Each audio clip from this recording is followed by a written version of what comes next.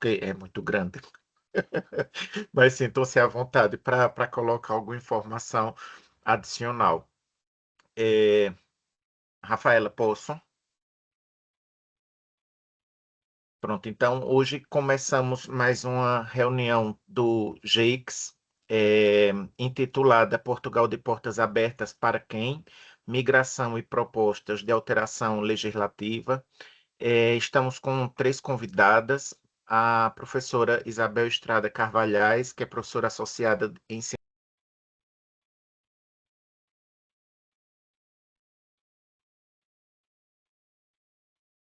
Desligaste o som, Sérgio. Sérgio, Assim som.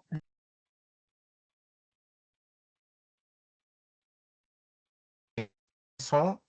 pronto, agora voltou. Agora tá pronto. Aqui apareceu para mim que estava. Então vou voltar, certo? Então, aqui hoje, boa tarde a todos e a todas, boa noite. Hoje começamos mais uma conferência GEICS, é, intitulada Portugal de Portas Abertas para quem? Migração e propostas de alteração legislativa. Hoje temos três convidadas que tratam da dimensão dessa temática. São elas a professora Isabel Estrada Carvalhais, professora associada em Ciência Política e Relações Internacionais na Escola de Economia e Gestão e Ciência Política da Universidade do Minho. Patrícia Jerônimo, professora associada na Escola de Direito, também da Universidade do Minho. E a cientista social pela Universidade Federal de Viçosa, Ana Paula Costa, que também é coordenadora e presidente da Casa Brasil de Lisboa. É um tema cada vez mais urgente e vem tomando um vulto muito grande, e penso que nós teremos uma conversa muito boa com relação à temática. Aí começamos com a professora Isabel, passamos para a professora Patrícia e depois concluímos com a Ana Paula. Muito obrigado, antes de tudo, pela participação. Muito obrigada, Sérgio, e muito obrigada pelo convite que eu recebi para poder participar nesta conversa.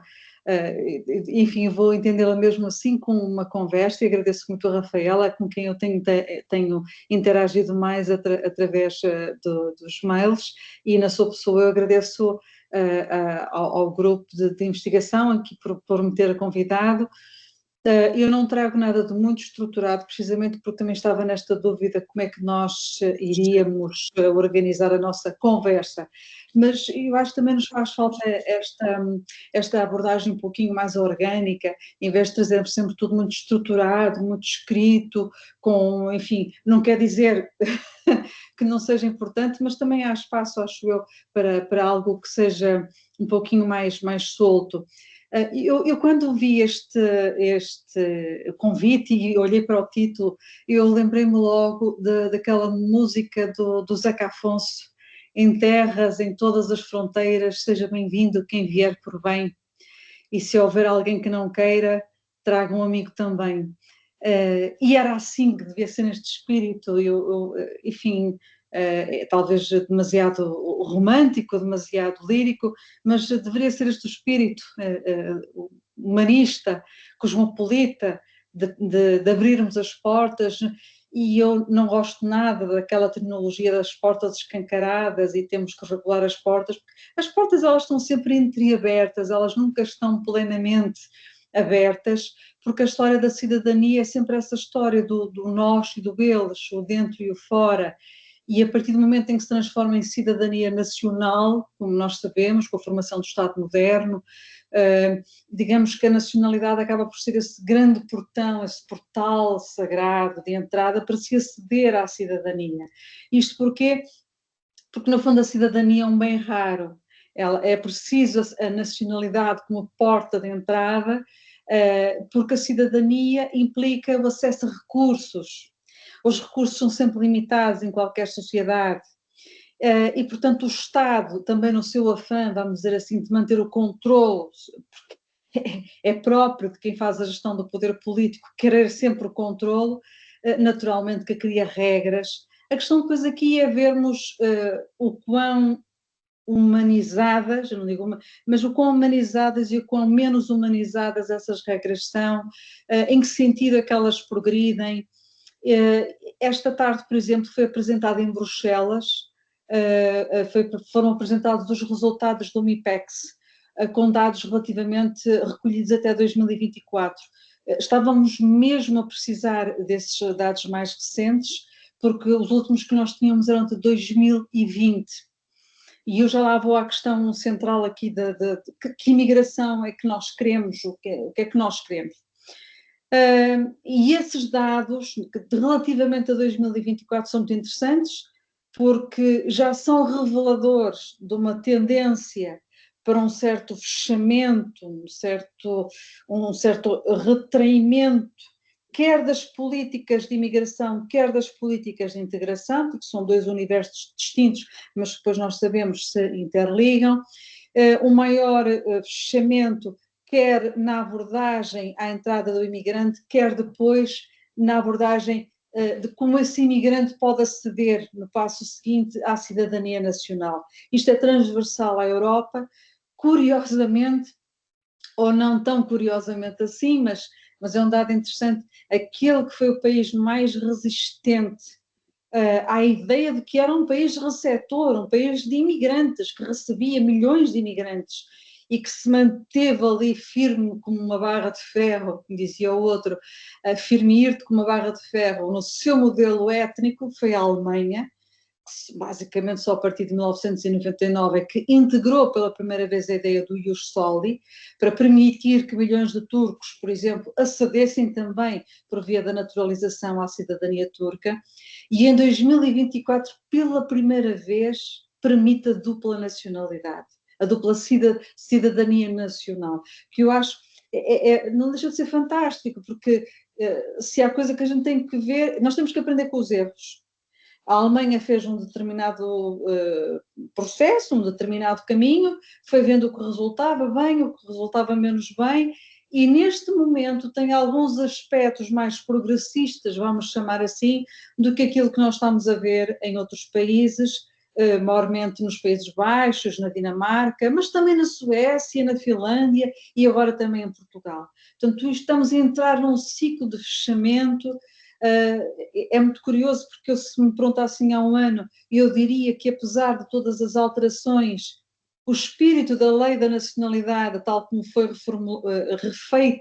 reformada em 2006, mantinha-se, esse espírito progressista mantinha-se ao longo de todas as alterações que foram feitas, e a última tinha sido em 2024, e agora já não posso dizer isso porque já não sei o que é que vem aí, não é? Portanto, mas eu digo tudo isto porquê?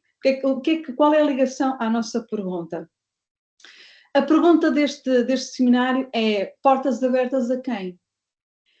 E a minha forma, precisamente, de responder é através desta pergunta: quem é que nós queremos ser? E é por isso que eu começo precisamente por esta questão também da cidadania nacional. É portas abertas a quem? É só aos dos vistos gold? É só aos altamente qualificados? Nada contra, todas as pessoas são bem-vindas e são importantes e são relevantes, mas é só a esses que abrimos as portas que nos interessam? Porque vamos ver uma coisa, e isto é tudo numa conversa, e por isso é que é assim tão orgânico e pouco estruturado. Nunca são os altamente qualificados, os empresários, os desportistas, os artistas, os cientistas, nunca são eles o alvo de preocupação do desenho das políticas de imigração e das políticas de integração. Aliás, eles estão salvaguardados desta linguagem, desta terminologia de imigrante. São os expat. Ponto final. Portanto, é como se estivessem num outro nível, num outro estatuto, numa outra bolha.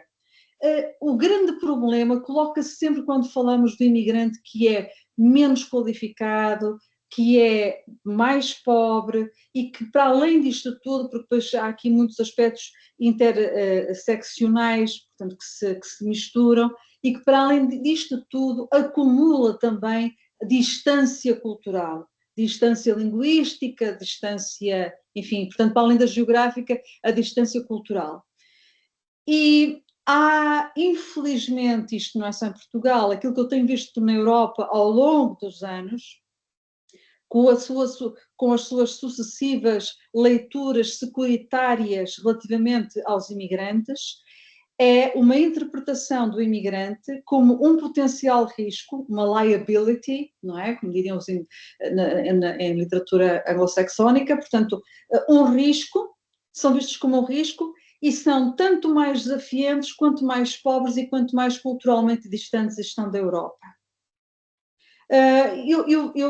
Permitam-me que faça aqui este pequeno parênteses para falar de um caso não de imigrantes, mas de refugiados. Portanto, os termos aqui são muito importantes porque eles são politizados e são weaponized, são mesmo instrumentalizados como armas por parte dos Estados hoje em dia, porque nós sabemos que é muito mais fácil conseguir uma aceitação junto da opinião pública da figura do refugiado, que muitas vezes tem rosto, tem história, tem um percurso de vida, e é muito mais difícil conseguir essa afeição, essa proximidade emocional quando se fala em imigrantes no geral, como se não houvesse história, narrativa de vida, percurso. Lá está, é mais fácil esse desligamento, mas eu estou a pensar num caso muito concreto. Nós que tanto nos preocupamos em 2015 e 2017 com a chamada crise dos refugiados sírios na União Europeia, porque era uma crise no sentido em que a Europa não estava a conseguir dar resposta às levas, à invasão de refugiados sírios que se espalhou ao longo desses 2 anos e que no topo chegou a cerca de 1 milhão, mas que ao longo do tempo iam chegando em dezenas de milhares, portanto, não obviamente de forma igual, porque a Portugal nem sequer chegaram aos 2.000, logo em 2015, 2016, e repare-se, enquanto que houve toda esta preocupação e esta linguagem securitária de que era preciso ter contenção, era preciso ter mão nisto, porque eram demasiadas pessoas, quando chegamos a 2022, e muito bem, não estou a censurar a medida que foi tomada, mas quando chegamos a 2022, no espaço de 2 meses, não foi de 2 anos, no espaço de 2 meses, a União Europeia recebeu cerca de 4,5 milhões de refugiados vindos da Ucrânia, e muito bem, porque estavam a fugir de uma situação de desespero, de guerra, de ataque, e não houve colapso dos serviços, que conste, não houve colapso dos serviços de saúde, de educação, etc., com a entrada destas pessoas. E até, inclusivamente, foi ativada pela primeira vez a Diretiva de Proteção Temporária, que existia desde 2001 e nunca tinha sido ativada nem para sírios, nem para afegãos, nem para outras comunidades.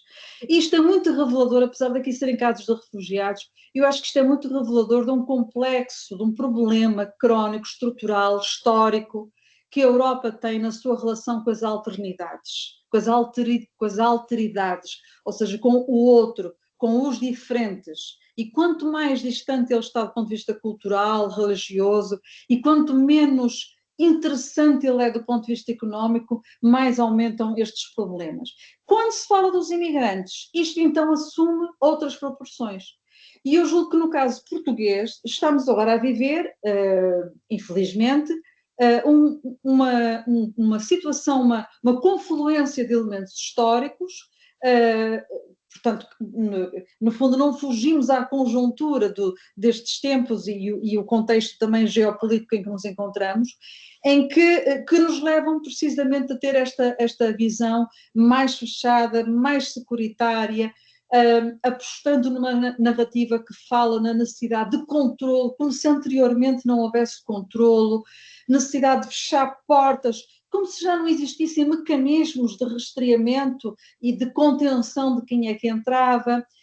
Fala-se, por exemplo, na questão, e permitam-me agora que eu faça outra vez, eu sei que isto é um bocadinho assim, para cima para baixo, mas, por exemplo, no caso da reunificação familiar, eu achei extraordinário que uma das justificações que eu ouvi na primeira versão, porque agora ela foi alterada, como sabem, isto estará em discussão na próxima terça-feira, mas uma das justificações que eu ouvi foi esta: 2 anos é mais do que justo e é razoável, até porque na anterior lei, que ainda está em vigor, não existia prazo para a reunificação familiar, mas as pessoas depois ficavam cerca de 3 anos à espera de que isso se cumprisse.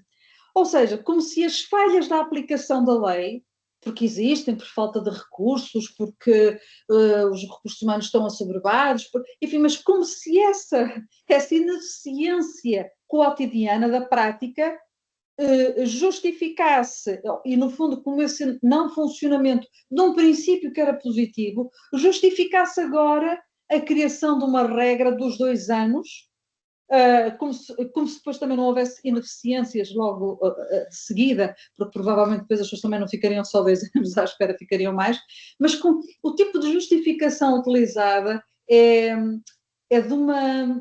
Enfim, eu fico por vezes espantada como é que as pessoas ouvem estas coisas e não são capazes, e isto não lhes toca campainhas.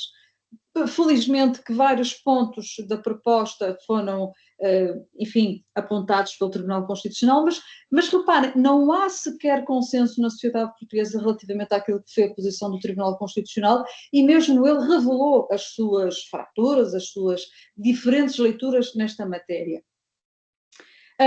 Mas eu quero só dizer o seguinte, e não me quero alongar muito, eu vou só pegar aqui num pequenino texto que eu tenho, porque é revelador de do que é que acontece em Portugal se não tivermos imigrantes.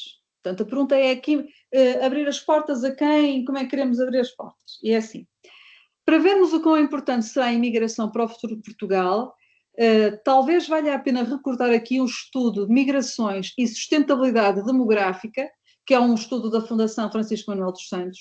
Foi organizado pelo João Peixoto, pelo Jorge Malheiros, pela Catarina Oliveira e também pelo Craveiro, em 2017. Os dados apresentados são brutalmente claros. Isto é o que eu tenho aqui num relatório que eu escrevi há pouco tempo. Se Portugal apenas dependesse do seu crescimento natural, a população residente em 2015, que andava na altura em 10 milhões e 300 e tal mil pessoas, números redondos, não passaria dos 7 milhões e 800 e qualquer coisinha quando chegássemos a 2060. Ou seja, em 2060, caso não haja uma compensação por via da imigração, a nossa população total terá diminuído em mais de 2 milhões e meio de pessoas, numa variação estimada de 24,6%. E isto, enfim, tem a ver com as velhas questões da nossa estrutura demográfica, somos uma população envelhecida. Isto não vai lá com alterações de políticas que estimulem a taxa de natalidade, e se ainda por cima é extremamente pernicioso, porque recai sempre o bónus sobre a mulher, e não vai lá, porque as pessoas têm o direito à constituição das suas famílias, e pode haver família de 2, homem-homem, mulher-mulher, e não têm filhos. Pronto, homem-mulher. Quer dizer, esta ideia de que se houver um estímulo social e económico às políticas de natalidade, toda a gente passa a ter aí 4, 5 e 6 filhos, enfim, é bastante retrógrado, para não dizer outra coisa. Portanto, é a partir do princípio de que há um só conceito de família e de que as mulheres e os homens estão todos disponíveis para abraçar. É evidente que alguns até gostariam, mas não é por aí que se resolve o problema demográfico. E mais, nós mesmo que recebêssemos, e as contas são tão pungentes, que se virem esse estudo que eu vos acabei de dizer, aqui diz, ao longo deste período, a população jovem é que proporcionalmente mais decresce, é uma perda de cerca de 650 mil jovens, o que representa menos 4% da população registrada em 2015. Ou seja, para nós não envelhecermos, nem que recebêssemos magotes, vamos dizer assim, centenas e centenas de milhares de imigrantes por ano, mesmo assim nós não conseguíamos diminuir, reverter este cenário. Portanto, este cenário decorre também de um declínio de volume da população em idade ativa. Portanto, Portugal contaria, isto se chegássemos ao ano 2060, com menos de 2,7 milhões de pessoas em idade ativa, em 2060, em resultado da diminuição de cerca de 6,8 milhões para aproximadamente 4 milhões. Ou seja, o que temos aqui é um problema também económico, é de sobrevivência demográfica, é de sobrevivência da sustentabilidade da segurança social e é um problema de sobrevivência económica. E, portanto, que imigração é que nós queremos? Queremos abrir as portas a quem? Eu diria assim, a quem seja, e a maior parte, eu diria assim 99%, a quem quer, no fundo, uma vida melhor, quer trabalhar, quer ter aqui a sua vida, a sua família, onde é que está o mal disso? Porque eu também já começo a ouvir, tal como já ouvimos nos Estados Unidos, nós temos muita população jovem que pode ser canalizada para estas profissões não qualificadas ou menos qualificadas, porque tem que haver uma reabilitação social destas profissões. Isto também é muito pernicioso, porque se não estamos atentos, dá a impressão de que, no fundo, estamos aqui a desprestigiar sei lá, o trabalhar os campos, a profissão de agricultora, de soldador. Não é disso que se trata. Porque já se ouve muito essa conversa. Se nós tivéssemos uma outra mentalidade na maneira como olhamos essas profissões, teríamos muito mais pessoas, muitos mais jovens a quererem aderir a essas profissões e deixávamos de precisar de tantos imigrantes. Como se o erro estivesse na percepção que parte da sociedade possa ter sobre essas profissões. E não é aí o problema. Nos Estados Unidos também já se ouve dizer: qual é o problema de ter miúdos com 15 anos a trabalhar? Isso então é voltar aos anos 40 e aos anos 50 também aqui em Portugal. Portanto, temos que estar muito atentos, eu diria, àquilo que é a argumentação e as narrativas que vão surgir na nossa volta por parte de vários opinion makers e que, no fundo, querem ultrapassar esta questão da imigração, dizendo nem precisamos assim de tantos, porque se alterarmos as percepções sobre determinadas profissões, resolve-se o problema. Eu acho que mesmo reabilitando a imagem de determinadas profissões, que eu acho que é importante, sem dúvida, uma delas é da agricultura, que é sempre desprestigiada, não sei porquê, quer dizer, é das que mais sofre, sem dúvida, mas mesmo isso não reverte o problema estrutural que nós temos. Precisamos de imigrantes, e não é só imigrantes de visto gold, que muitas vezes não vêm trazer investimento nenhum para Portugal, não vêm criar postos de trabalho, vêm apenas entrar na bolha da especulação imobiliária, e isso também não é futuro para ninguém, e, portanto, temos que olhar para outra imigração, a imigração que vem para trabalhar, e quando me vêm dizer, para terminar, que já falei muito, mas quando me vêm dizer, vejo tanto imigrante brasileiro, vejo tanto, eu pergunto sempre, e vês a fazer o quê? Vê-los assim na esplanada, tipo, bater perna, como diz o brasileiro, é bater perna. Não, onde é que tu os vês? Nos restaurantes, a atender nas padarias, nas pastelarias, a fazerem de Uber, a trabalhar na distribuição, nas cadeias da distribuição, ou seja, a fazer a maior parte dos trabalhos que ninguém quer fazer. Isto já Maria Ioannis Baganha, que Deus tenha, dizia, é que nós, quando estamos na nossa sociedade, muitas vezes não fazemos determinado tipo de trabalhos porque achamos que são, de facto, muito mal pagos e são socialmente menos valorizados, mas quando vamos para outros países, para o Luxemburgo ou para a Alemanha, até os fazemos. Mas aqui não os conseguimos, não conseguimos cativar pessoas para essas profissões. E, portanto, eu acho isto de uma hipocrisia tremenda. Como é que nós somos capazes de estar a receber o senhor Uber, que nos traz a comida à casa, a ir num Uber, que é conduzido por um senhor paquistanês, a ter trabalhadores nepaleses que andam a apanhar ali frutos silvestres, no fundo, a sermos servidos à mesa do café de um restaurante por uma senhora e um senhor brasileiro ou uma senhora e a senhora angolana, ao mesmo tempo que dizemos, estamos assoberbados de imigrantes. Isto é uma coisa, isto tem que parar. Portanto, isto só para terminar, é o que resulta da construção de percepções. E quando se perde a noção daquilo que é a realidade, o que é que nós precisamos em termos económicos e sociais, o que é que nós podemos fazer, porque o problema não está nos imigrantes, está na incapacidade que estamos a ter de responder a um aumento da população com os serviços que nós tínhamos. Porque, obviamente, que foram pensados e estruturados para determinada quantidade, ou vamos dizer, de determinada população. E, portanto, começam a ficar, até os espaços verdes precisam de ser alargados, mas o problema não está no imigrante, está na necessidade de aumentar a capacidade de resposta às necessidades sociais, educacionais, laborais das pessoas. É uma coisa diferente. E, por outro lado, as percepções que se criam. E essas percepções são tão fortes como a realidade em si, porque as percepções são uma forma da realidade. E desconstruí-las é muito difícil, e nós, enquanto sociólogos e politólogos, vamos tentando fazer isto enquanto nos deixam falar. Porque um dia destes começamos a ser censurados, porque estamos a aderir ao anti-escola sem partido, estamos a fazer o contrário, né? Estamos a indoutrinar e ainda nos mandam calar e dizem que estas percepções nossas é que estão erradas e que não as podemos passar para a sociedade. Mas enquanto nos deixarem falar e ter voz, esta deve ser a mensagem. Nós não temos excesso de imigrantes em Portugal, nós precisamos é de capacidade de acompanhar as necessidades populacionais, desde logo nas escolas, nos centros de saúde, e isso obviamente que é um esforço muito grande, é um esforço conjunto da comunidade, de toda a sociedade, e aí são imigrantes e são nacionais e são naturalizados, é toda a gente que é chamada, ninguém pode ficar de fora desta luta.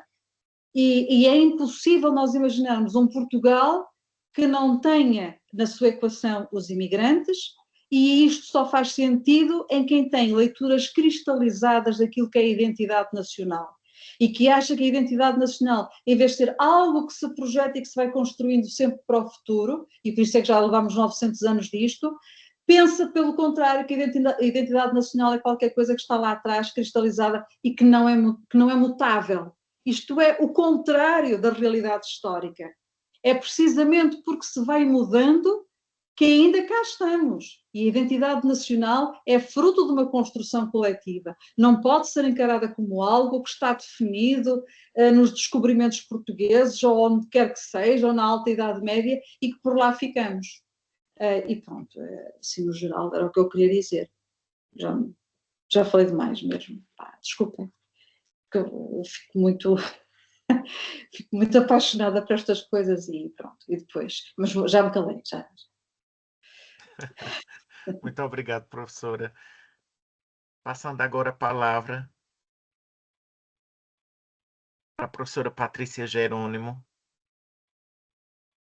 Muito obrigada. Eu vou pôr aqui o cronómetro para tentar ficar dentro das linhas que me deram.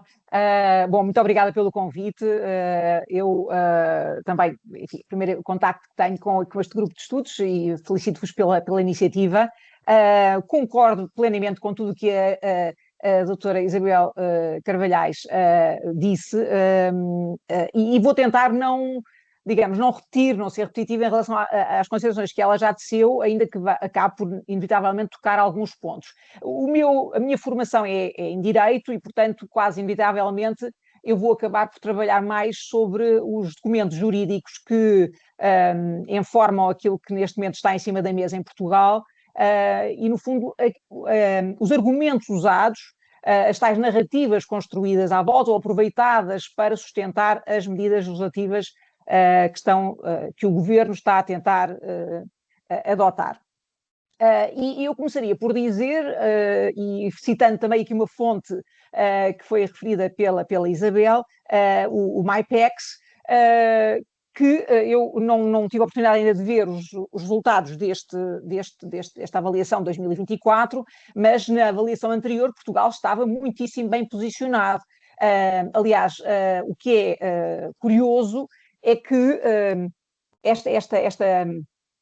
uma certa contradição de narrativas, porque Portugal até há muito pouco tempo, e volto a dizer, não sei como é que está, em que posição é que está no ranking do MyPEX nesta última avaliação, mas estava nos lugares cimeiros, precisamente porque Portugal era visto, no plano internacional, em termos comparativos, como um país acolhedor, um bom país, não só pelas condições que oferecia à entrada no território, mas depois as tais condições de integração na sociedade portuguesa, nomeadamente aquilo que é o acesso à nacionalidade, considerado por muitos como, no fundo, a etapa final de integração, quando a pessoa deixa de ser estrangeira para passar a ser conacional. E, portanto, aquilo que era no MyPEX, mas não é só este indicador internacional, outros estudos também no plano académico, várias, digamos, os encómios pelo Estado português eram muitos, não é? No sentido de ser um país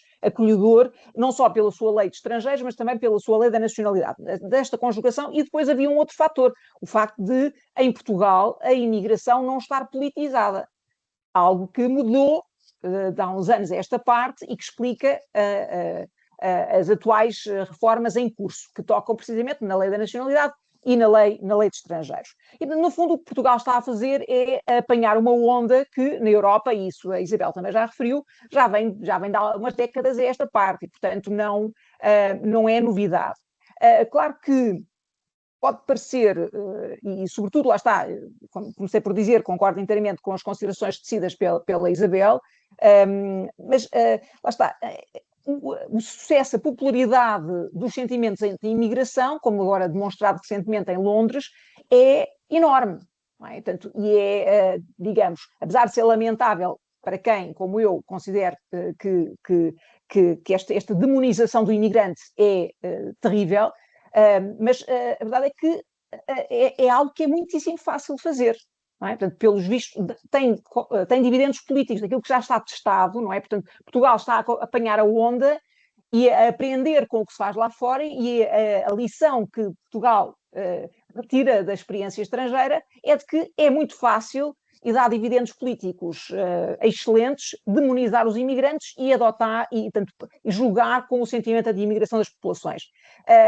Como é que isto se combate? De facto, com informação, desde logo, não é? Com informação que combata os estereótipos negativos contra os imigrantes, precisamente com informação estatística, por exemplo, como aquela que a Isabel convocou. Esta informação sobre as necessidades que os países de acolhimento têm de imigrantes, o facto de os imigrantes serem cumpridores da lei, na sua esmagadora maioria, quererem trabalhar. A própria ideia de que os imigrantes vêm roubar os empregos também já está estudado e há vários relatórios internacionais no sentido de demonstrar que os imigrantes seguem as oportunidades de trabalho. E, portanto, a partir do momento em que o mercado esteja saturado, também vão para outro país, porque a esmagadora maioria das pessoas, como a Isabel também já disse, vêm à procura de trabalho, melhores condições de vida, e não vêm, lá está, porque então seriam turistas, não vêm para aqui por outro motivo. E, portanto, mas, volto a dizer, é difícil combater, e é de facto, para quem trabalha, eu, no meu caso, trabalho com os direitos humanos, e portanto é exasperante ver como é que, havendo tanta informação quanto à importância que os imigrantes têm na vida das sociedades, em termos de dinamização, a própria diversidade cultural, tudo as benesses, as vantagens que a imigração tem para os países de acolhimento. Isso já está tão demonstrado. Ainda assim, a verdade é que os mitos anti-imigração têm mais sucesso. É um facto. E volto a dizer, esta manifestação recente em Londres é chocante e é, de facto, um sinal dos tempos. Por outro lado, é algo que, uma das, digamos, pedras de toque dos discursos anti-imigração, que nós também fomos copiar, é o do descontrolo. Não é? Ainda ontem ou anteontem, nas Nações Unidas, o Donald Trump dizia que aos demais líderes na Assembleia Geral das Nações Unidas que tinham que parar com as suas políticas de portas abertas, as tais portas escancaradas de que falava a Isabel, quando na verdade, como também a Isabel disse, não há portas escancaradas. Quais são os países no mundo que têm políticas de portas abertas em termos à imigração? Não há, lá está. Aliás, nos países do chamado norte global, a tendência é para a restrição, e uma restrição persistente, não é?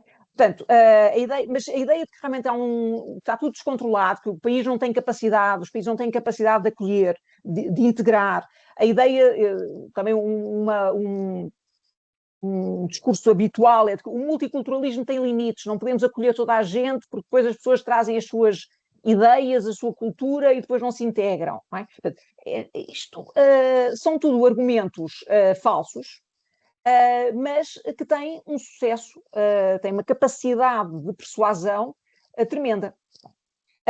E olhando concretamente para o modo como estes argumentos são usados nas propostas de reforma, o que é que nós tínhamos em relação...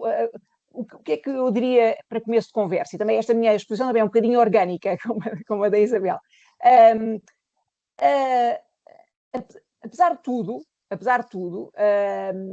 as propostas de revisão em Portugal, as propostas de reforma legislativa, são apresentadas com justificações, portanto, os documentos preparados pelo Governo com justificações que procuram dar razões boas, conformes à Constituição, fala-se muito em humanismo, e, portanto, apesar de tudo, não estamos ainda no ponto, infelizmente, em que estão os Estados Unidos, em que há um discurso abertamente anti-imigração e de desumanização dos imigrantes, que é uma coisa arrepiante.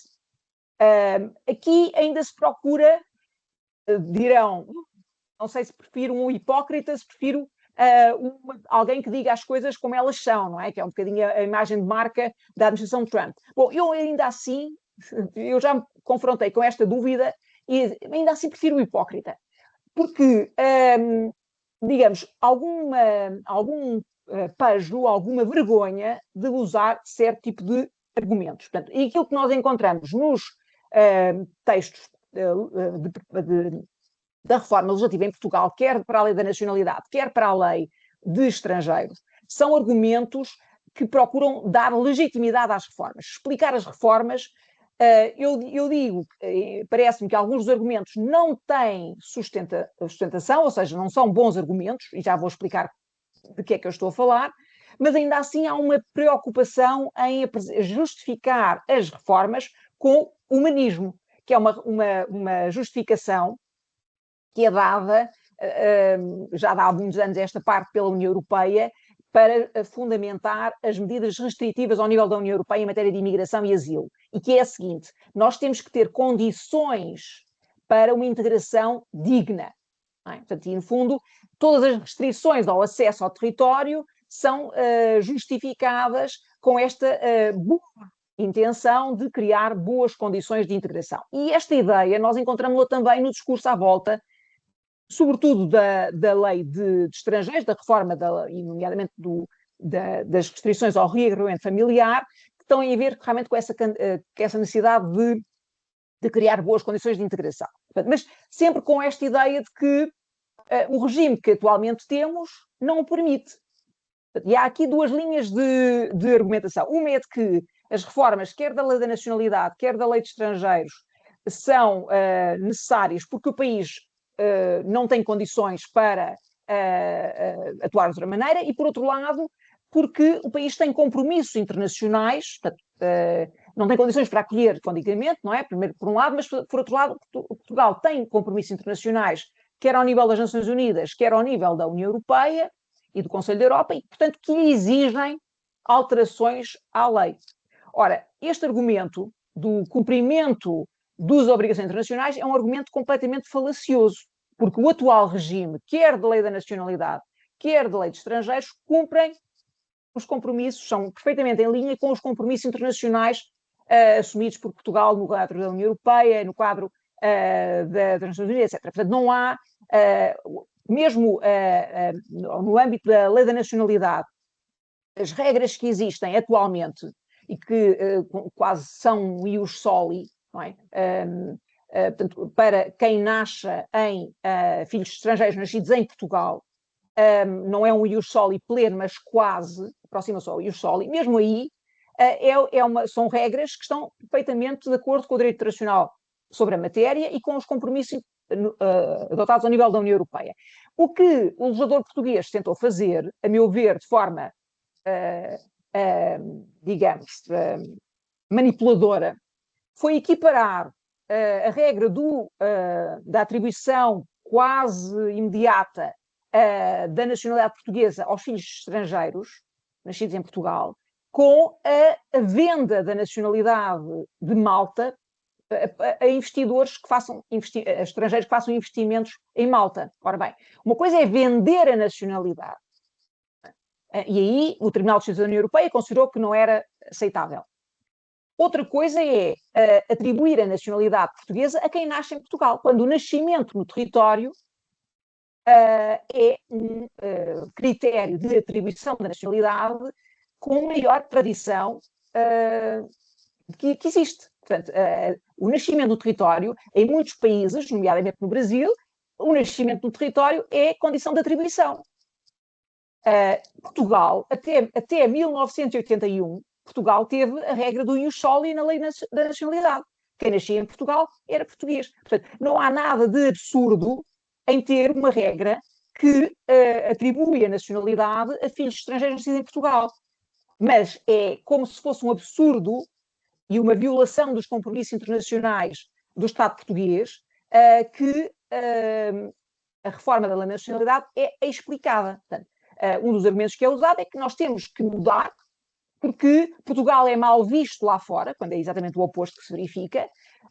O Portugal é motivo de chacota dos outros Estados porque tem uma lei tão permissiva.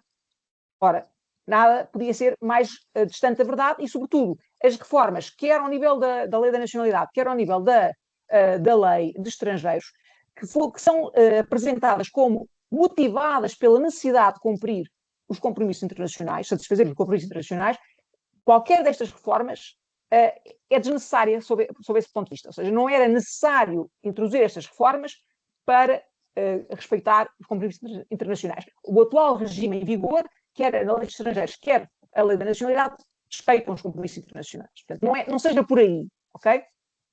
Por outro lado, e agora continuo em relação à questão da nacionalidade, da lei da nacionalidade, uma das outras alterações, um outro argumento que é usado na exposição de motivos da reforma da lei da nacionalidade é o de que, por um lado, as pessoas, os estrangeiros residentes, estão a pedir a nacionalidade portuguesa e de acordo nos termos da lei, não é? Estão a exercer o direito que a lei lhes dá e que estão a fazê-lo de forma abusiva. Ora, isto é, logo, uma contradição nos próprios termos. Não é? Portanto, a ideia de que há uma corrida à naturalização quando as condições de naturalização em Portugal, sendo razoáveis, no atual regime, não no regime que está em cima da mesa para ser adotado, mas no atual regime, o acesso à nacionalidade portuguesa através da naturalização não é o mais permissivo da Europa. Não é? Aliás, a regra dos 5 anos de residência antes da naturalização é a regra mais comum nos Estados-membros da União Europeia. Portanto, também por aí temos aqui uma ideia de que a naturalização é um abuso do direito, quando não é verdade. Portanto, aliás, a naturalização, há pouco a Isabel também falava disso, é algo que reflete, evidentemente, um cuidado em aceder a um estatuto que dá maior segurança da permanência no território, evidentemente, porque os portugueses não podem ser expulsos de Portugal. Mas também é um reflexo da integração, da vontade das pessoas, dos estrangeiros, de permanecer em Portugal, residir em Portugal, fazer a sua vida em Portugal e, portanto, ter as suas famílias em Portugal. Portanto, isto, eu já tenho aqui a nota de que já cheguei aos 15 minutos. Poderia ainda falar um bocadinho do Acordo Tribunal Constitucional sobre as restrições ao direito ao reagrupamento familiar na lei de estrangeiros. Talvez deixe isso para o debate, para não me alongar, até porque ainda temos mais uma oradora e não queria abusar do meu tempo. Mas agradeço a vossa atenção. Haveria muito mais a dizer, como é evidente, nestes temas, mas ficará então para o debate. Obrigada pela vossa atenção. Muito obrigado, professora. Muito interessante sua intervenção. Agora, passando para Ana Paula Costa. Olá, boa tarde para quem está no Olá, Brasil, boa noite para quem está aqui em Portugal. Queria agradecer pelo convite, parabenizar a iniciativa de vocês. Acho que é muito importante, muito interessante ter esse tipo de debate. Eu só vou pedir desculpa porque após a minha intervenção eu não vou conseguir ficar para o fim, para assistir, para ouvir, porque eu tenho uma reunião a seguir. Na verdade, eu saí da reunião para vir para cá, para voltar para a reunião. Então, eu peço desculpa porque marcaram uma reunião para o dia da intervenção, mas consegui ajustar. Bom, nessas questões da imigração, acho que a primeira coisa que eu gostaria de começar a dizer é que, infelizmente, quando nós falamos desse tema aqui em Portugal, nesse momento histórico específico, né, nesse recorte político, social e econômico, nós estamos a falar de um tema bastante contaminado, né? Porque o tema da imigração caiu na agenda política e na sociedade portuguesa de uma forma completamente abrupta e completamente uma questão que não era uma questão, e do dia para a noite, sem que alguém percebesse isso, passou a ser uma questão. Nós, na literatura, costumávamos dizer que existia um consenso relativamente à imigração aqui em Portugal e à política de imigração. 2 consensos sobre a necessidade dos imigrantes, da contribuição dos imigrantes para Portugal, que também estava muito vinculado à experiência histórica de emigração portuguesa, porque Portugal só se torna um país de imigração muito recentemente, com uma imigração expressiva, né, no termos de volume e perfil, aqui já nos anos 2000, né, na transição dos anos 90 para os anos 2000, então é uma tradição de imigração muito recente, a experiência era mais de português saindo do que de imigrantes entrando, então Portugal tinha essa sensibilidade que colocava alguma característica humanista pela experiência, pelo passado de emigração. E aqui algumas questões que já foram faladas, mais 3 chaves, né? Que é uma questão demográfica, é um dos países mais envelhecidos da Europa e do mundo, uma questão de sustentabilidade, e uma está relacionada à outra, né, do sistema de segurança social, né, porque há poucas pessoas ativas no mercado de trabalho, alguém tem que contribuir hoje para poder pagar as pensões de amanhã, que já estão sendo pagas hoje, né? Então, essa conta, se não fechar, causa aqui um desequilíbrio muito grande para a segurança social. E um argumento muito forte, ou o principal argumento que nós vamos encontrar na literatura, esse nexo entre imigração e políticas de imigração e mercado de trabalho, que é o nosso caso português, que é o caso do sul da Europa como um todo. Nós compartilhamos uma característica muito específica, por exemplo, com os nossos vizinhos da Espanha. Temos um mercado de trabalho muito suscetível a choques econômicos, né? Um mercado de trabalho muito informal, altamente segmentado e que precisava dessa imigração para poder suprir lacunas específicas e garantir o pleno funcionamento desse mercado. E esse consenso existia ao redor da imigração, né, por conta desses fatores que eu disse, e também por conta da necessidade de ter imigrantes e criar a política de imigração que foi se consolidando ao mesmo tempo que o fluxo foi evoluindo. Então, nós não temos aqui uma política de imigração, se quiserem, planejada, se quiserem, programada, mas uma política de imigração que ela acaba por se construir ao longo, né, dessa trajetória da evolução da imigração, muito em respostas a esses fluxos. E aí nós temos aqui, queria destacar 3 questões fundamentais, né? Que é o funcionamento do nosso canal de recrutamento de imigração e, sobretudo, de trabalhadores imigrantes, pensando nesse nexo que eu falei entre imigração e mercado de trabalho, que a nossa política de imigração é muito sustentada pela necessidade estrutural no mercado de trabalho, pela questão demográfica e pela questão da sustentabilidade da segurança social. Então, esse é um fator fundamental, que é um país que, como já foi dito, precisa da imigração, mas depois os canais de funcionamento, e quando eu falo canais de recrutamento, estou a falar da nossa rede consular, não foram se desenvolvendo no sentido de se consolidarem para funcionarem, né? É um canal muito mais pensado na emigração portuguesa do que na imigração.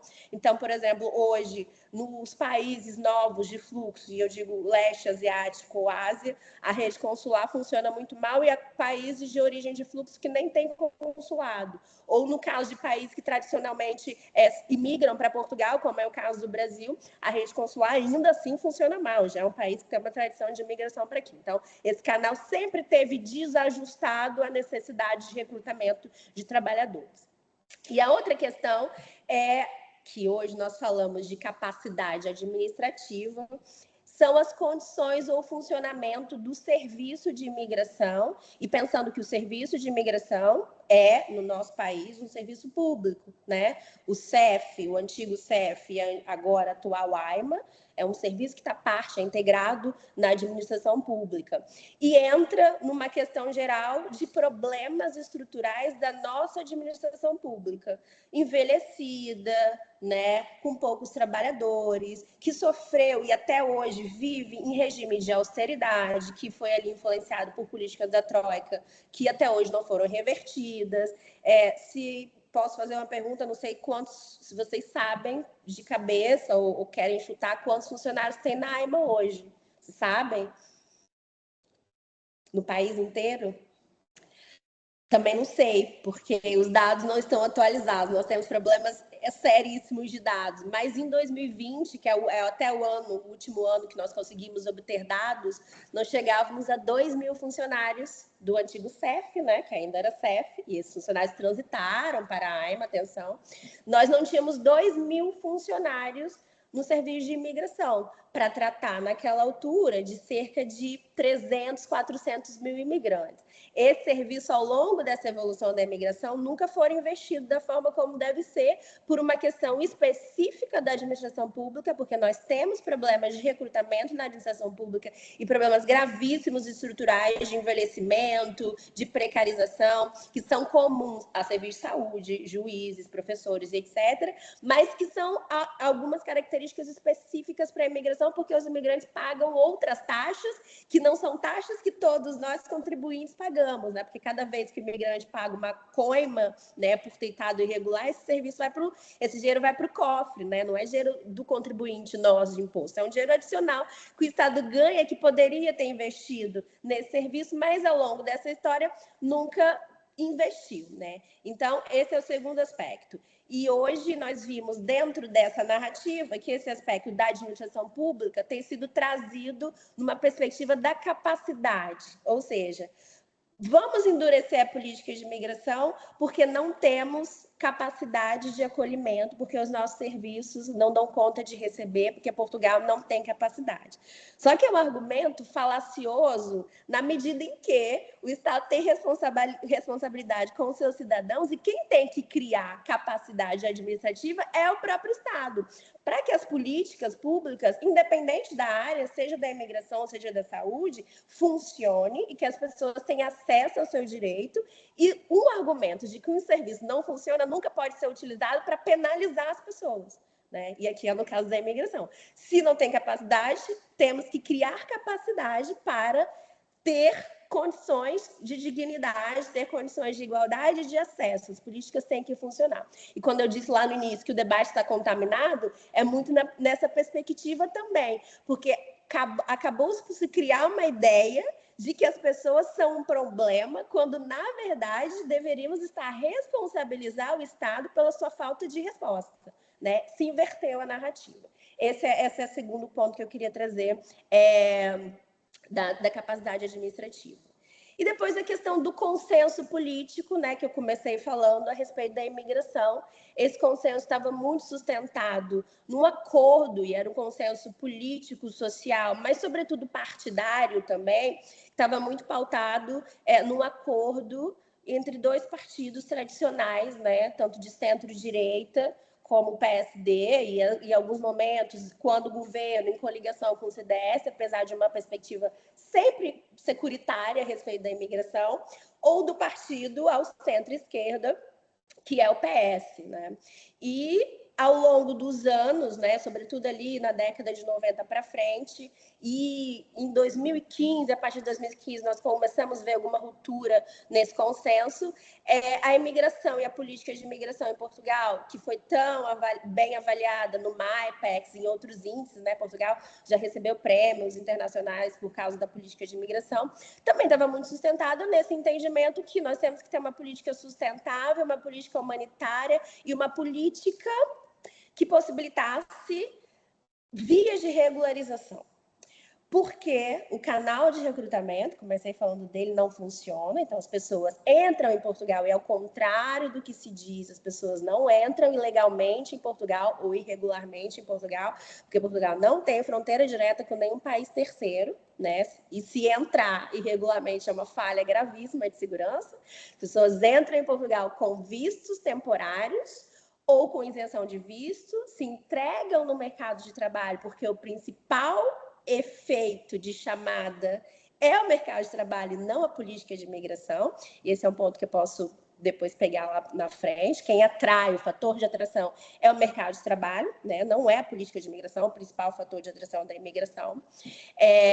E esse consenso da política entre esses dois partidos se pautava nessa via de regularização, pensando nessas necessidades. E com a mudança do cenário político, né, a inclusão, a entrada de outros partidos no parlamento, o próprio, né, efeito de crise econômica, passamos pela troika, depois, recentemente, pandemia, guerra na Ucrânia, crise na habitação, etc., mudou-se a conjuntura política, também mudou-se a configuração parlamentar, também mudou-se a própria configuração do país, e aqui nós temos o que na literatura chamamos de espiral da securitização.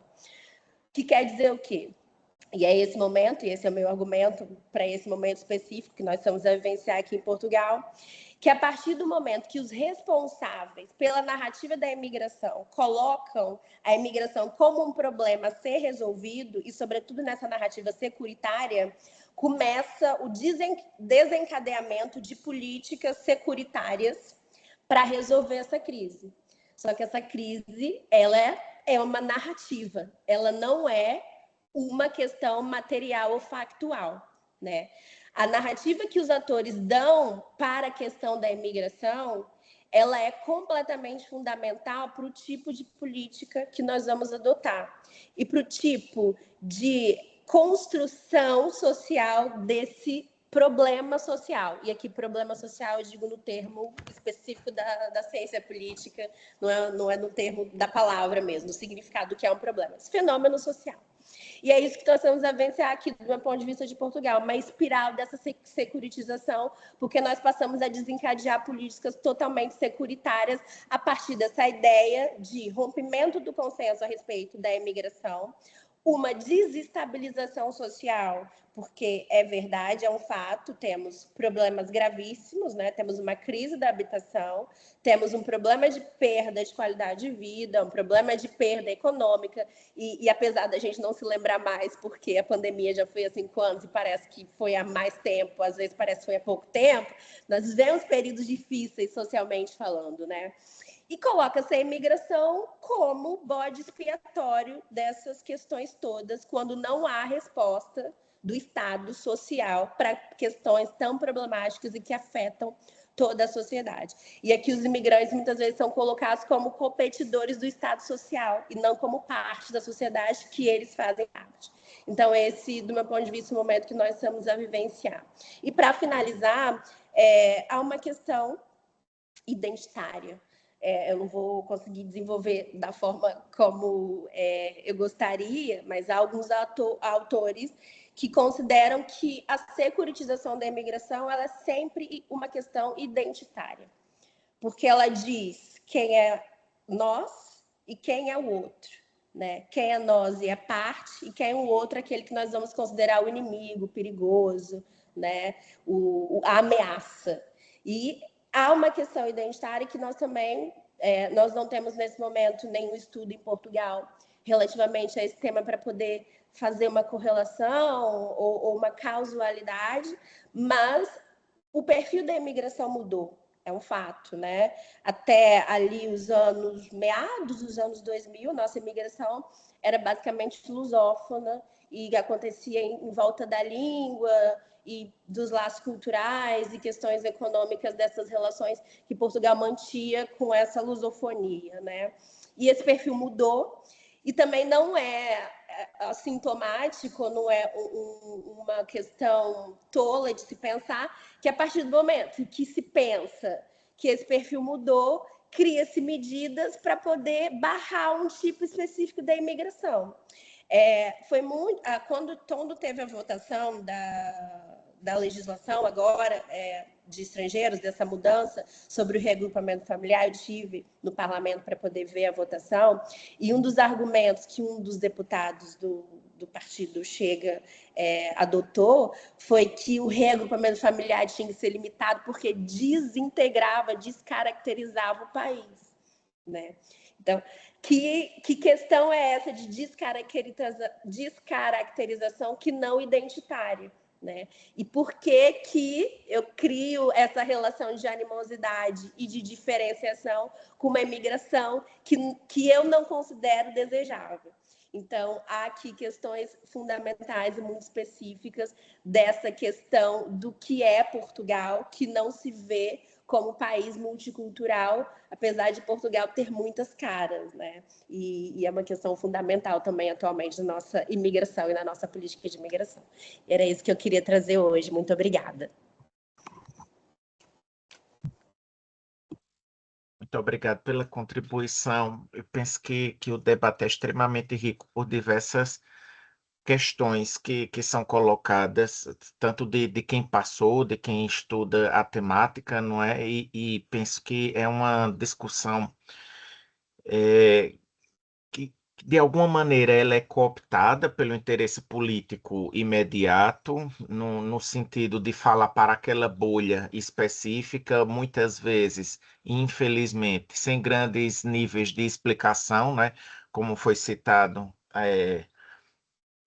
O que foi discutido agora há pouco tempo no Parlamento de Portugal sobre a alteração da legislação sobre um partido de extrema-direita específico, que tenta ganhar na narrativa muito fácil, muito rápida, de uma explicação muito fraca de como isso se coloca. Infelizmente, a gente vê algumas reações, como, por exemplo, em redes digitais de imagens de pessoas oferecendo dinheiro por cabeças de pessoas de tais nacionalidades que estão naquele país e que tudo isso vira uma desculpa que eu estava de cabeça quente, que não é isso. A ideia de ser uma questão de identidade, não é? Também interessante, a professora Isabel Carvalhais também já haver colocado, né, uma identidade cristalizada, quando o da professora Patrícia colocou a ideia de condições dignas para que essa imigração ocorra. E eu imaginei, associando a esse comentário, o dado trazido pela pesquisa da professora Isabel, dos 25% a menos de população, né? Então, quem será essa população portuguesa daqui a pouco tempo, né? Porque já estamos bem próximo disso em tempo histórico, e qual é o papel desse país e o processo de sucateamento intencional da estrutura pública de acolhimento e recepção desse tipo de população que faz essa imigração. Não é? Então, é um desafio cada vez maior que se coloca nesse universo para se acolher e acolher bem. E acolher bem, inclusive, no sentido de quem está no país também está passando por esse processo. Por exemplo, há um sucateamento do sistema de saúde, do sistema de educação para quem já está, então a melhoria seria uma melhoria de forma coletiva, o interesse na participação, buscando uma qualificação, e eu entendo que exista alguma discussão sobre, entre aspas, bem entre aspas, o medo do imigrante, daquele que vem para fazer o mal, que muitas vezes não é o que é mostrado de fato, né? Os dados mostram diferente disso, quando é colocado o exemplo de que boa parte dos estrangeiros que estão em determinados países possuem o trabalho, realizam as atividades que aqueles nacionais não desempenham mais naquela realidade. Então, e penso que, de alguma maneira, há uma contradição, no caso de Portugal especificamente, que é um país de um histórico de imigração. Do meu ponto de vista, está mais nesse processo. E aí, pensando nisso, para pensar em algumas questões para a gente discutir, e para a professora Patrícia, a senhora pensa que em algum tempo recente, e óbvio que não é uma bola de cristal, não é nada no sentido de futurologia, há uma perspectiva de algum nível de mudança legislativa para ser mais acolhedora, sem uma pressão popular?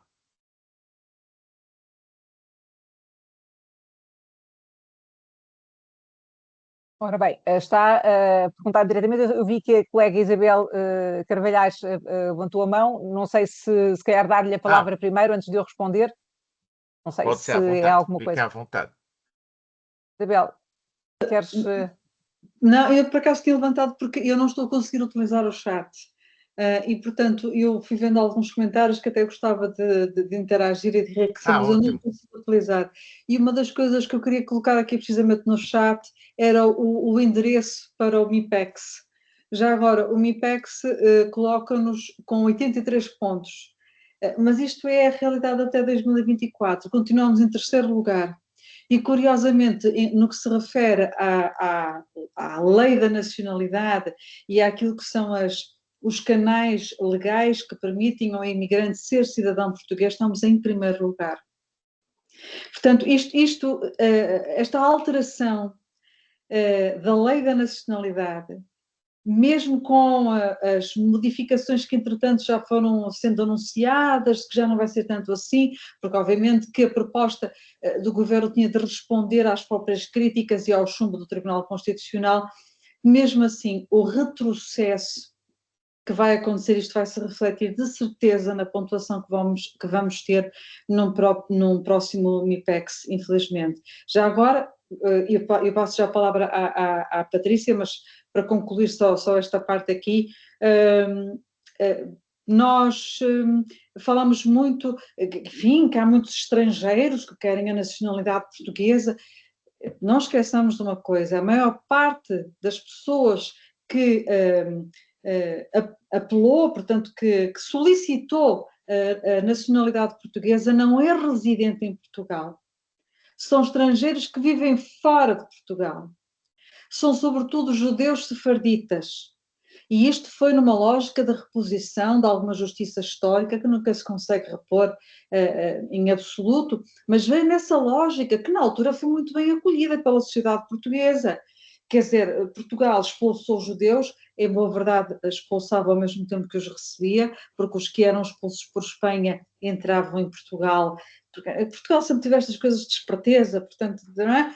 E, portanto, recebíamos uns enquanto expulsávamos outros, mas era uma forma, foi visto, encarado como uma forma de reposição histórica, que acabou por ser depravado, acabou por ser viciado, acabou por ser mal utilizado em muitas circunstâncias, como nós sabemos. Ora, o sefardita, não é nada contra o sefardita, não é nada contra, por amor de Deus, que hoje em dia não se pode abrir a boca porque é-se logo antissemita por isto ou por aquilo.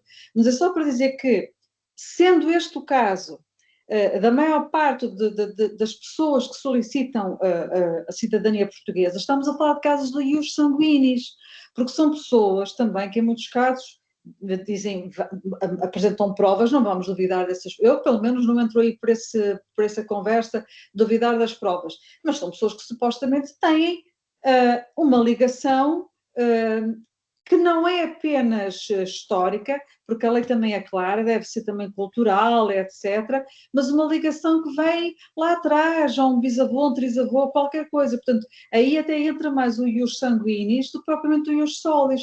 Não são os que nascem cá, não são os imigrantes que estão cá a residir, que entraram, entretanto, há 4 ou 5 anos, o grosso daqueles que pedem a naturalização. Os que nascem até é uma situação diferente. Portanto, o grosso não vem por aí. E o que se passa é que na comunicação social, sistematicamente, quando se fala na avalanche de imigrantes que querem a nacionalidade portuguesa, por um lado até nos devíamos sentir muito honrados de sermos assim tão apelativos, porque eu acho que vamos deixar de ser apelativos, porque nós não somos muito atrativos. Os nossos salários não são atrativos, a nossa qualidade de vida, o nosso modo de vida, o nosso nível de vida não é assim tão atrativo.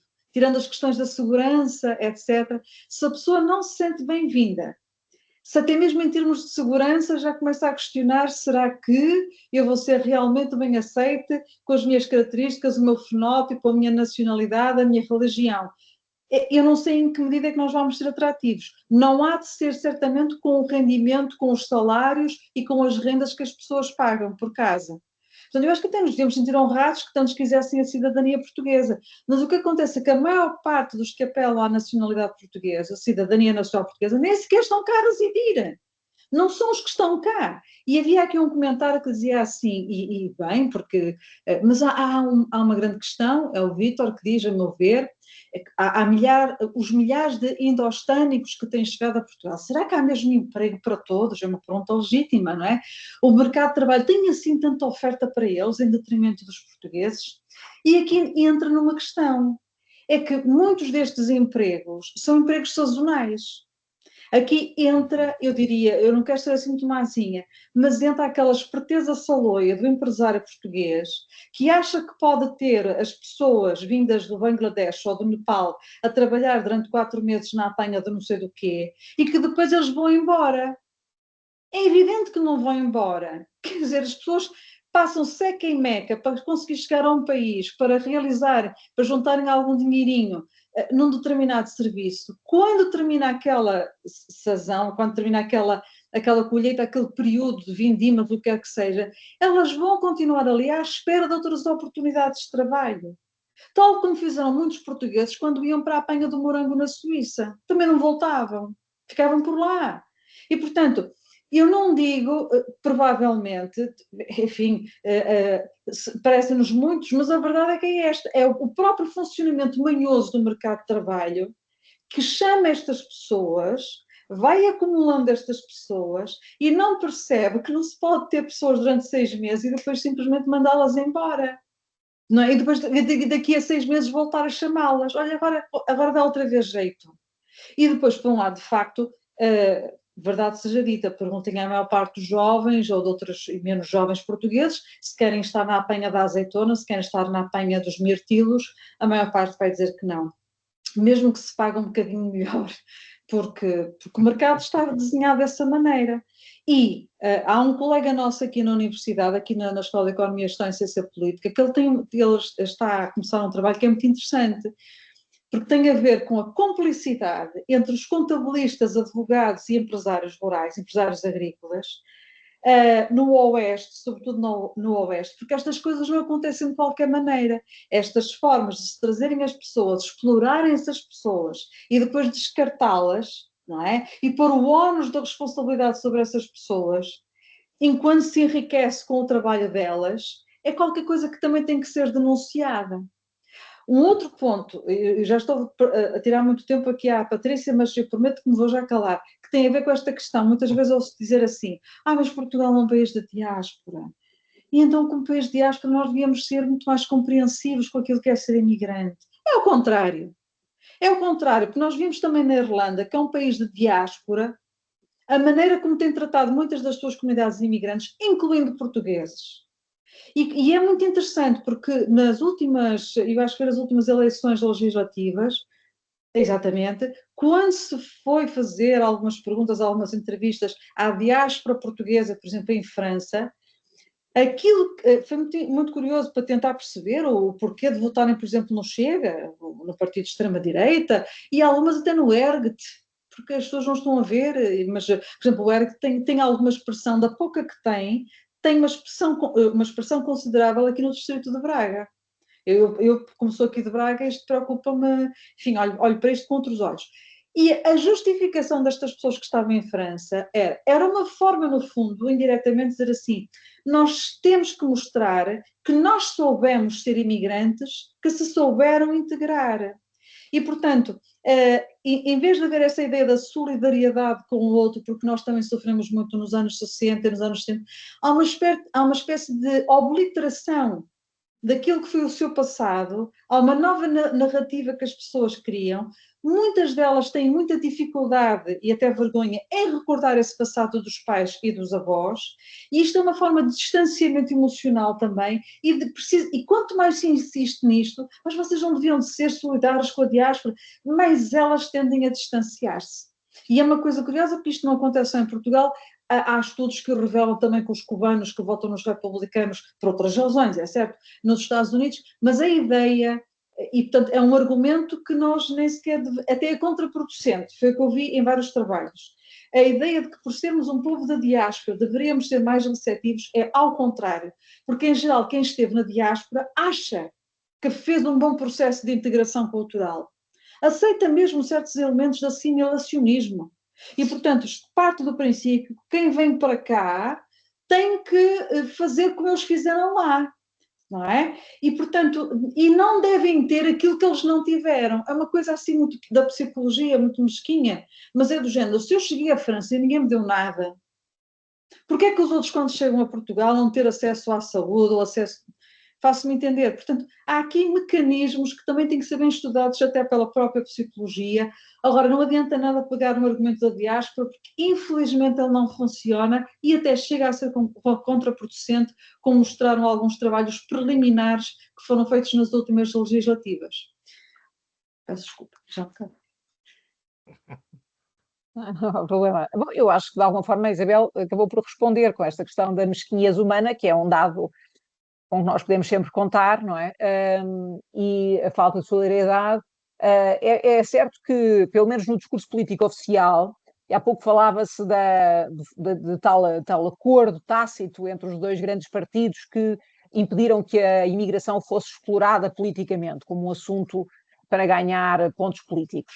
E esse acordo deixou esse acordo de cavalheiros deixou de existir. Mas houve um tempo, não é? Quando Portugal se descobriu como um país de imigração, lá está, na década de 90, a primeira reação até foi sobretudo quando chegaram os imigrantes vindos do leste europeu, de entusiasmo, de contentamento, agora fomos admitidos ao clube dos ricos, não é? Agora também somos desejados, é um pouco também, acho que era a Isabel que falava, não é? Devíamos ficar contentes por se querer naturalizar. E nós até ficamos, mas claro, depois entra aqui a questão identitária, que já falámos aqui, ninguém falou em racismo, mas se calhar tem que ser eu a falar do racismo, não é? Porque a verdade é que, apesar da viragem já anteceder a chamada crise de refugiados e sobretudo a guerra na Ucrânia, a verdade é que Portugal conseguiu acolher, e mesmo quando em 2015,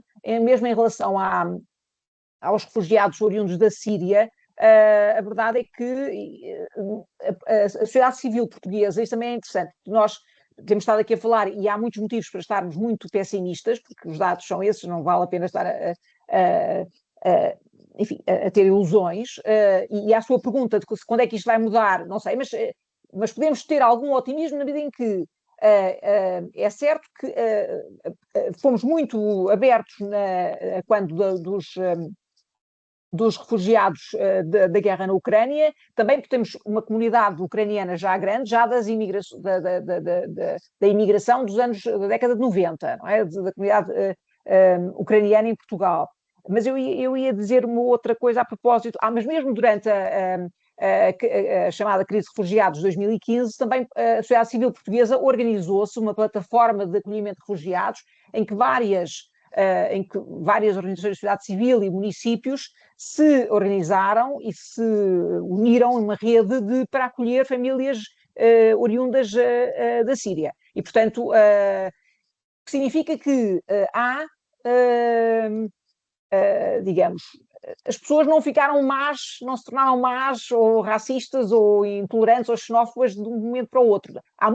Agora, há muito aproveitamento e há muita manipulação mediática e é fácil, um pouco como a Isabel dizia, é fácil criar esta ideia meritocrática, esta ilusão meritocrática de que, isto não é para ser igual para todos porque nós temos que merecer, não é? E por isso é que é difícil, de facto, encontrarmos solidariedade, ou melhor, contra aquilo que seria de esperar, que era que pessoas com um percurso de imigração, experiência de imigração, fossem mais solidárias com outros imigrantes, que isso não se verifique, de facto. Agora, em termos de futuro, lá está, não vou pôr-me a adivinhar, os tempos não são para grandes otimismos, de facto. Agora, na memória recente do país, nós temos manifestações de solidariedade para com estrangeiros, para com refugiados. Claro que aí podemos dizer, bom, mas os compromissos internacionais do Estado português em matéria de acolhimento de refugiados são, e há pouco a Isabel também falava disso, isto também tem uma questão, um enquadramento jurídico diferente, quando estamos a falar de requerentes de asilo e quando estamos, ou refugiados que são recolocados ao abrigo do sistema europeu de asilo. Há aqui um quadro normativo legal que, enfim, que de alguma forma impõe que o Estado português se comporte de determinada maneira e abre as suas portas até certo ponto. Sendo certo que Portugal tem sido sempre, volta aqui aos dados positivos do passado, em que Portugal, por comparação com países europeus, mesmo no esquema de redistribuição de refugiados, de recolocamento, já não me lembro bem qual era o termo técnico, que Portugal se manifestou disponível junto de Bruxelas para acolher mais do que era a sua cota. E, portanto, Portugal sempre ficou muito bem nessa fotografia. Agora, a questão é que, neste momento, estamos num tempo em que aquilo que parece estar a ser valorizado e premiado politicamente e em termos de apoio social é, de facto, a tal visão securitária musculada anti-imigrante.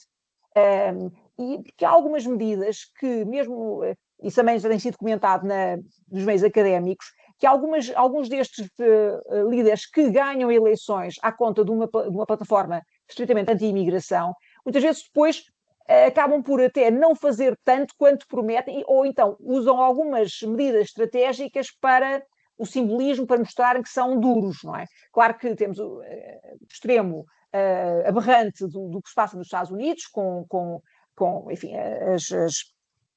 as incursões do ICE, mas aqui em Portugal temos as medidas, não é? Portanto, foi aqui uma medida tentar cirúrgica, claro, com medidas cirúrgicas na questão do reconhecimento familiar e depois no acesso à nacionalidade, não é? No sentido para mostrar que estão a sério, não é? Portanto, que o governo que é duro com a imigração.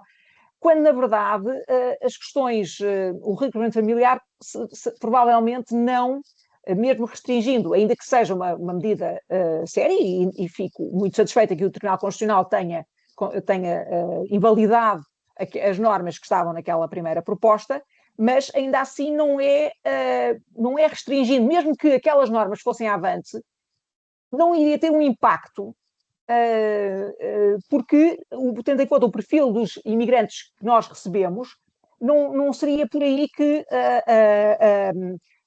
digamos, o controle imigratório iria ser eficaz. Não é? Portanto, é tudo também um bocadinho, perdoem-me a expressão, para inglês ver, não é? Para sinalizar digamos, uma musculatura do parte do governo que, enfim, é mais para, lá está, para ir ao encontro dos desejos do público. Agora, como é que se moldam os desejos do público? Com informação, volto a dizer que já me estou a repetir, não é? Sendo certo que os canais de divulgação, há mensagens que têm, digamos, nas redes sociais e por aí fora, em que têm um sucesso tremendo e é difícil, de facto, é uma batalha dura, não quer dizer que se desista, evidentemente, de combater os estereótipos negativos que existem e a tendência para, lá está, culpar, um pouco já foi dito aqui, não é? Quer dizer, em vez de responsabilizar o Estado por ter infraestruturas, por ter uma política para a habitação decente, por ter, lá está, ter funcionários nos serviços que lidam com a imigração, em vez disso, não, culpa-se as pessoas que estão em Portugal, estrangeiros, nacionais de países terceiros, depois também não são todos estrangeiros, pelas insuficiências do sistema. Portanto, está tudo ao contrário, não é? Mas que é muito fácil demonizar os imigrantes, e não é de hoje, não é? É um facto. Isso está mais do que visto, não é? Portanto, mas acho que a Isabel tem mais alguma coisa a acrescentar. Só depois porque eventualmente pode haver perguntas e depois não temos tempo para as pessoas que queiram participar. Eu tenho algumas coisinhas que eu gostava de dizer, mas só depois. Posso falar agora, mas posso esperar. Professora, eu acho que pode ser, enquanto isso, quem quiser fazer alguma pergunta pode colocar no chat também. Pronto, então eu só ia dizer uma coisinha. De facto, nós vivemos num mundo de pós-verdade. E podemos estar a mostrar ciência, dados concretos no terreno, e tudo isso é desconsiderado. E tudo aquilo que não agrada, hoje em dia é apelidado de ideológico. não me agrada, é ideológico. E, portanto, é muito difícil, de facto, a reposição de factos e ajudar a que as pessoas vejam o outro lado da realidade. Isso acontece, obviamente, com as redes sociais, mas também acontece com a comunicação social. Há determinadas reportagens que eu vejo na televisão de pseudo-jornalismo, não interessa agora aos canais, em que, por exemplo, se passa repetidamente uma reportagem sobre as lojas com pessoas do Nepal, do Bangladesh ou da Índia que não têm clientes. As lojas em Lisboa que estão às moscas, mas aquelas lojas continuam abertas e, portanto, como é que se consegue manter aberta uma casa com uma renda, que obviamente são rendas elevadíssimas, uma casa comercial? Se a reportagem for para denunciar quem é que está por detrás desses negócios, e que podem ser portugueses, se for para denunciar algum tipo de esquema, de tramóia que é feita, não interessa a nacionalidade, por indivíduos que têm ali aqueles comércios como forma de branqueamento de capitais, de simulação de outra coisa qualquer, então que se faça. Agora, se é só para mostrar a cara dos desgraçados que estão lá a trabalhar, que estão lá ao balcão, olhar para o telemóvel, e que nem devem ter muita noção, na maior parte dos casos, que aquilo é para uma reportagem que vai ser passada repetidamente na televisão, isso é, eu diria, cruel. É cruel, é desrespeitoso, é desinformativo, porque não está a ajudar a nada. Está apenas a contribuir para que se crie nas pessoas a ideia de que, essas lojas existem, os indivíduos que lá estão devem estar todos mal comunados uns com os outros e que ele é tudo parte de um grande esquema. Se é para denunciar o esquema, então que se diga lá qual é que é o esquema. Se não é, então que não se use e abuse da cara daquelas pessoas. E é que já não é a primeira nem a segunda reportagem que eu vejo desse género. Mas até as músicas, que a música a gente sabe, do ponto de vista cinematográfico, a música de fundo é muito importante, aquela ideia de que há ali um submundo que nos ultrapassa e todas aquelas pessoas são atores e atrizes de um submundo. Se calhar elas até são atores e atrizes, mas contra a sua própria vontade. Em muitos casos, como acontece, por exemplo, no caso da prostituição, é o caso mais flagrante, não é? Das pessoas que são apanhadas nessas redes de tráfico de seres humanos. Isso era um ponto que eu queria dizer, porque de facto acho, e quando nós estamos a ver essas reportagens e as não denunciamos, ou não fazemos pelo menos um zappingzinho, vamos lá fazer outra coisa qualquer, estamos a ser coniventes, estamos a ajudar a nossa lavagem cerebral, que é uma coisa. E depois, um ponto aqui que a professora Patrícia referiu e que é mesmo muito importante e que aqui até nos comentários também foi surgindo, por amor de Deus, quer dizer, muitos dos nossos autarcas, não interessa se são de direita, se são de esquerda, de partido A ou B, de independentes, é que isso não interessa. Há vários anos que sabiam, a sua população estava a envelhecer, mas ia haver necessidade de mão de obra para os campos, para as fábricas, quer dizer, as necessidades de mão de obra, não é de imigrantes, de mão de obra, já estavam mais que identificadas. Eu já há vários anos que ouvia falar aqui na região do Norte, não apenas no distrito de Braga, mas noutros distritos, que ia haver necessidade, aquela necessidade da mão de obra rural, que se vê em Odmira, no Alentejo, tal, que ia chegar também aqui, ao Norte. Como é que não há a capacidade de antecipar as respostas a esse fenómeno? Porque, independentemente de serem imigrantes ou jovens portugueses, por exemplo, não interessa, até jovens que vêm lá, que vêm de outras cidades, ia haver necessidade de casas, ia haver necessidade de apartamentos, ia haver necessidade de escolas, de acolhimento, e obviamente que quando falamos de pessoas que vêm de outros países, as exigências do ponto de vista da inclusão, do ponto de vista, por exemplo, do investimento na língua, que é um dos aspectos, por exemplo, como o MIPEC se fala, a necessidade de investirmos mais, apesar de estarmos bem nas questões da nacionalidade, de investirmos mais nos cursos de português, etc. Como é que isso não se antecipou? E eu fico indignada porque eu ouço depois autarcas, e que volto a dizer, não tem a ver com direita ou esquerda, porque eu já ouvi de toda a banda a dizer assim, quando chegar a setembro, que é agora, eu se encontrar os imigrantes no meio da rua, eu mando chamar a polícia e prendê-los. Isto eu ouvi claramente numa reunião que não interessa, ainda não tinha voltado à universidade, ainda estava em Bruxelas, pronto. e eu mando chamar a polícia. Ou seja, como se aquele indivíduo, enquanto autarca, em diálogo com os empresários da sua terra, não tivesse responsabilidades em antecipar o fenómeno. E depois a culpa é dos pobres coitados que chegam a setembro e como, entretanto, terminaram lá as colheitas de não sei o quê, de não sei de que mais, ficam ali à espera de oportunidades de trabalho. E, portanto, isto também tem de ser denunciado. Nós temos que pôr as coisas também nestes termos e não termos medo de as colocar. Porque muito daquilo que estamos a viver, e volto a repetir, em termos dos problemas com a imigração, deveu-se a algo que não deve ser só português, obviamente, mas que tem muito de português neste aspecto, que é a falta de planeamento, a falta de visão. Não houve estratégia. Porquê é que no fundão as coisas funcionaram?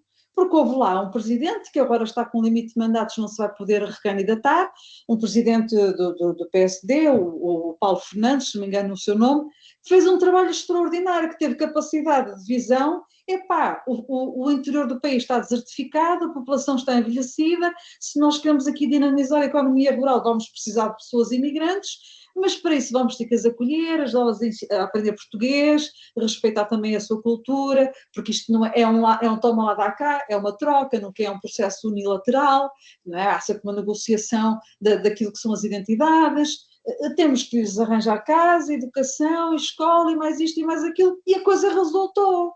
E aquilo até que o mais chateia hoje em dia, e eu compreendo, não tanto até como autarca, mas se calhar como homem, que também é um sociólogo, uma pessoa com formação, é insistir-se em falar do caso, do case study da Fundão, porque ele adorava. Há outros casos também já muito bons aqui, por exemplo, em Guimarães, há vários exemplos muito bons em outros sítios, mas falaste dos case studies, porque é que eles não se replicam? É um indivíduo assim tão excepcional, como ele mesmo diz, epá, o que fizemos é assim tão excepcional que não possa haver outros espaços, outras geografias no país onde isto se pudesse replicar. E, portanto, o que simplesmente às vezes não se faz é um certo comodismo, é o pensar de acordo com os ciclos eleitorais, de 4 em 4 aninhos, ou não querer chatear os empresários, ou não querer o conflito, ou não ter a coragem política para. E por aqui me fico. E dizia eu que ia sair mais cedo, não sai nada, porque eu não me calo.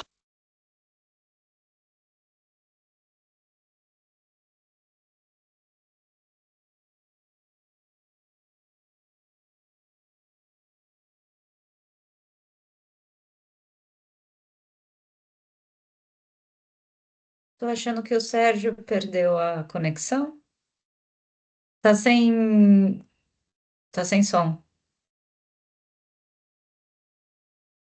Estão tentando derrubar, mas não conseguirão. Algum problema com a internet. Eu penso que é uma discussão extremamente rica. Agradeço demais às duas professoras e a Ana Paula, que já precisou sair. Agradeço imenso, como dizem em Portugal. Já estamos nos aproximando das 2 horas do evento. Agradeço muito. É uma discussão que penso que não se esgota de fato. Há vários leques, há várias frentes de enfrentamento, né, para serem colocadas. Penso que 2 temas muito concretos foram trazidos agora no final. Tanto o tema do racismo, né, que a professora Patrícia tinha mencionado, como também a questão do respeito à cultura e a penetração na região interior do país, sobretudo por questões muito mais locais trazidas agora no final.